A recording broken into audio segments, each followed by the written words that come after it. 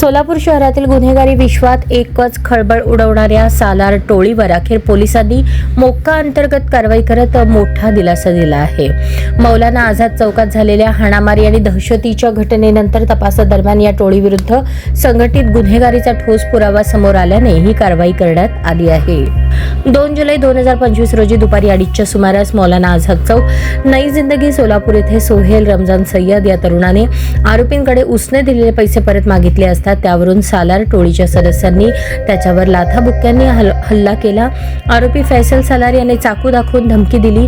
मैं इधर का भाई हूं, कोई आगे आया तो खलास कर दूंगा असे म्हणत फिर्यादीच्या पोटात चाकू खुपसण्याचा प्रयत्न केला, मात्र फिर्यादीने डाव्या हाताने बचाव केला, त्यात त्याला गंभीर दुखापत झाली।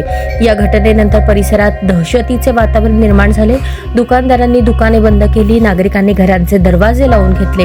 या घटनेनंतर MIDC पोलीस ठाण्यात IPC सह विविध कायद्यांनुसार गुन्हा दाखल करण्यात आला। फैसल सालार, जाफर शेटे, टिपू सालार, पापड्या, अक्रम पैलवान, वसीम उर्फ मुकरी ही टोळी 2015 पासून सोलापुरात गुन्हेगारी कारवायांमध्ये सक्रिय आहे।